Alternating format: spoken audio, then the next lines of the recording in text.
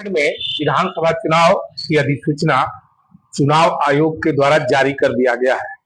झारखंड की सियासी में जहां इंडिया गठबंधन तथा एनडीए गठबंधन एक दूसरे के आमने सामने हैं, वहीं एआईएमआईएम जैसी पार्टियां भी हैं जो बिहार के 2020 के चुनाव को यहां झारखंड में भी दोहराना चाहती हैं। खबर है कि एमआईएम झारखंड में 15 से 20 सीटों पर चुनाव लड़ेगी और इंडिया तथा एनडीए दोनों गठबंधन को इन चुने हुए सीटों पर चुनाव लड़कर इस बार चुनौती देने वाली है। गढ़वा विधानसभा चुनाव क्षेत्र भी के निशाने पर है। यहाँ 2019 के चुनाव में पहली बार राजनीति में आजमाने के बाद इस बार भी चुनाव मैदान में इस पार्टी से डॉक्टर एमएन खान, जो परिचय के मोहताज नहीं है, आप सभी जानते होंगे। डॉक्टर एमएन खान गढ़वा के एक प्रसिद्ध दंत चिकित्सक हैं। डॉक्टर साहब, आप इतने अच्छे दंत चिकित्सक होकर सबसे पहले हमको ये बताएं कि राजनीति में आप कैसे आए, इस क्षेत्र में आपका प्रादुर्भाव कैसे हुआ? नहीं, बहुत धन्यवाद आपके चैनल को और आपको, आपके पूरे टीम को, पूरे दर्शकों को कि आज सियासत में आने का मकसद ये रहा कि यहाँ पर पेशेंट हमारे पास बहुत सारा ऐसा आता था कि जिसका जो है कि पैसा का अभाव रहता था। उनके घर के लोग जो है कि पलायन करके कहीं किसी दूसरे प्रदेश में कमा रहे हैं। उनके यहाँ स्वास्थ्य व्यवस्था का जो है कि बहुत मतलब कि स्थिति गड़बड़ था, सड़क का स्थिति गड़बड़ था, शिक्षा का जो मामला था, रोजगार का जो मामला था, खेती किसानी का जो मामला है कि सुखाड़ कभी का दंश झेलना। तो ये बहुत सारा ऐसा परिस्थिति बना जो क्लिनिक में रहने के बाद बहुत सारे ऐसे पेशेंट आते जिनको हमने देखा कि उनके पास जो है कि पैसा का अभाव है, बकरी छेरी सोना चांदी गहना रख के जो है कि इलाज कराने आता था। तो लगा कि आखिर यहाँ के सियासतदान आखिर करते क्या हैं, इन लोगों के साथ क्या ऐसा परिस्थिति बना कि जो है कि जनता जो है कि गरीब से गरीब होता गया और यहाँ के जो पॉलिटिकल लोग हैं, जो ठेकेदार तबके के लोग हैं, जो दबंग हैं, वो पैसा कमाते चले गए। तो चुनाव नजदीक है और पिछले चुनाव में 2019 के चुनाव में आपने 6233 मत लाकर 5वें स्थान पर लाए थे। जी, वर्तमान में जो चुनौती है, इस चुनौती को आप कैसे, किस रूप में, किस प्राथमिकता के साथ आप फील्ड में जाएंगे? देखिए, असल में 2019 का जो चुनाव हमको लड़ना था, महागठबंधन के बैनर से लड़ना था, आरजेडी के टिकट से लड़ना था। जी जी, उसके पहले आप आरजेडी में? जी, तो आरजेडी के बैनर तले हमको चुनाव लड़ना था। जब ऐसा स्थिति हुआ कि महागठबंधन करके और महागठबंधन के साझा उम्मीदवार मिथिलेश ठाकुर जी को बनाया गया, तो चुनाव तो हमको लड़ना था। ये माइंड मेकर था कि सियासत में चूंकि जब तक आप कदम नहीं रखते हैं तो कोई आपको पकड़ के नहीं ले जाएगा। तो मैं चुनाव लड़ा और लोगों का कहना हुआ कि डॉक्टर साहब बहुत देर हो गया, क्योंकि अगर राष्ट्रीय जनता दल से या किसी मतलब कि जो पार्टी से आप काम कर रहे थे, तो वो परिस्थिति में अगर आप चुनाव लड़ते तो हम लोग की मतलब की संभावना थी कि आपको ज्यादा मतलब ताकत लगाना नहीं पड़ता। लेकिन अभी आए हैं तो हम लोग को पहले ये भारतीय जनता पार्टी के जो उम्मीदवार थे या विधायक थे, सत्येंद्र नाथ तिवारी या रघुवर दास की जो सरकार थी, ये हम लोग के लिए काम नहीं किया, इसलिए हम लोग मिथिलेश ठाकुर को परिस्थिति में वोट दे रहे हैं। लेकिन 24 में आपके साथ रहेंगे। चुनाव लड़े, चुनाव में जो भी स्थान हमको मिला, जो भी लोगों ने अपना आशीर्वाद वोट दिया, मैं उन लोगों से वादा किया था कि चुनाव हारे या जीते वो मेरा मकसद नहीं है। मकसद है कि आपकी लड़ाई मैं लड़ूंगा। और 5 साल तक आपने देखा भी होगा कि लगातार मैं पूरे अपने विधानसभा क्षेत्र में रहा और जनता की हर समस्या पर मैंने बोला, आवाज उठाया, चाहे वो स्वास्थ्य का मामला हो, रोजगार का मामला हो, किसानों के पानी का मामला हो, या हर भी मुद्दे पर हमने अपनी बात को रखा। छात्र, नौजवान, शिक्षा, मतलब जिस भी क्षेत्र में जाइएगा मैंने अपनी बात को रखा। और इस बार मैं पूरे कमर कस के, पूरे मजलिस के लोग, पूरे गढ़वा रंका विधानसभा के जितने भी सम्मानित जनता है वो उनके साथ जो है कि रूबरू हैं। उनसे एकदम विश्वास है, पूर्ण विश्वास है उन लोगों को कि मेरी लड़ाई जो है कि एमएन खान लड़ रहे हैं। डॉक्टर साहब, आपने बताया कि एक चिकित्सक के रूप में जो आपके पास मरीज से फीडबैक मिलता था कि यहाँ के लोगों के पास बहुत गुर्बत है, गरीबी है, चिकित्सा का अभाव है, शिक्षा का अभाव है, तो आप उससे प्रेरित होकर के राजनीति में आए। लेकिन अब तो 5 साल का आपके पास अनुभव है, अपने क्षेत्र में 5 साल समय दिया है, लोगों के बीच गए हैं। आपको क्या लगता है कि बुनियादी समस्या क्या है इस गढ़वा विधानसभा चुनाव क्षेत्र के, और उस बुनियादी समस्या में आपके हिसाब से किसको प्राथमिकता देना चाहिए? देखिए, शिक्षा सबसे बड़ी समस्या है, बेरोजगारी सबसे बड़ी समस्या है, नौकरी के लिए जो है कि लोग आज परेशान है, ये बहुत बड़ी समस्या है। अगर कोई भी आदमी संपन्न होगा, शिक्षित होगा, तो उसके पास ये तो नॉलेज है ना कि हमको करना क्या चाहिए, मेरा विकास कैसे होगा, मेरा डेवलपमेंट कैसे होगा। हम देखते हैं कि कम उम्र में यहाँ की लड़कियों की शादी हो जाती है, उनके यहाँ इंटर कॉलेज नहीं है, डिग्री कॉलेज नहीं है, कहीं कहीं है कि मतलब हाई स्कूल जो है कि नहीं है। तो ऐसे परिस्थिति को आप हमने किया देखा कि आज जो है कि ये अंधविश्वास जो यहाँ पर देखते हैं कि बहुत ज्यादा फैला हुआ है।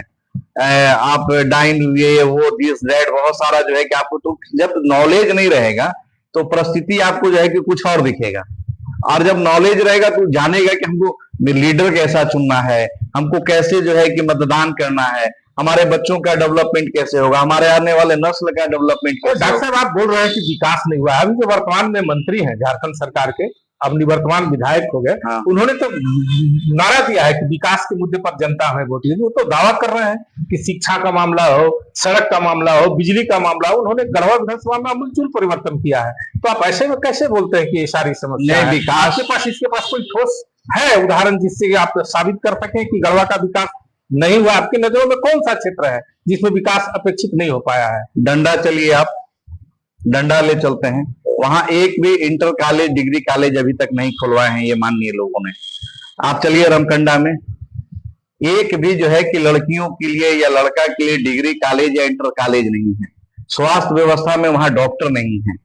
परिस्थिति आप देखिए, वहां पर आप रोजगार के लिए लोगों ने जो वादा किया था, चाहे भाजपा की सरकार हो या जेएमएम की सरकार हो, नीति आयोग अभी तक, सर आप पत्रकार हैं, आपको मालूम होगा कि अभी तक नीति आयोग नहीं लागू हुआ है। तो जब नीति आयोग नहीं है इस राज्य का, तो 24 साल में बहाली नहीं हुआ। एक सीओ, बीडीओ कर्मचारी या किसी पदाधिकारी, जिला के पदाधिकारी के पास जाइए, उसके पास अतिरिक्त प्रभार पड़ा हुआ है। तो डेवलपमेंट के लिए अगर 10 आदमी का काम है तो 2 आदमी नहीं कर सकता है सर। तो आज चलिए चिनिया में देखिए कि एक डिग्री कॉलेज नहीं है, लड़कियों के लिए कोई स्कूल नहीं है, कोई हाई स्कूल नहीं है, इंटर कॉलेज नहीं है, स्वास्थ्य व्यवस्था चरमराया हुआ है। आप चिकुरा प्रखंड में चलिए, जिस डिपार्टमेंट के ये मंत्री हैं ये पेयजल स्वच्छता के, उन चलिए तो वहां चिकुरा प्रखंड में चिनिया पंचायत की मैं बात कर रहा हूं, वहां पर पीने का पानी नहीं है। चिनिया ब्लॉक में अगर आप जाइएगा तो खूरी पंचायत है, पाला माटी नक्सली का नाम सुने होंगे, खूरी पंचायत का नाम सुने होंगे, वहां मंत्री जी अपना 4 व्हीलर लेके नहीं जा सकते हैं। तो सड़क का वादा, विकास का वादा आपकी नजर में एकदम झूठा है। तो विकास जहां तक होने की बात है तो ये गारंटी है कि विकास हुआ है, यहाँ के विधायक का विकास हुआ है, यहाँ के मंत्री का विकास हुआ है, यहाँ के मुख्यमंत्री का, यहाँ के जनता का विकास नहीं हुआ है।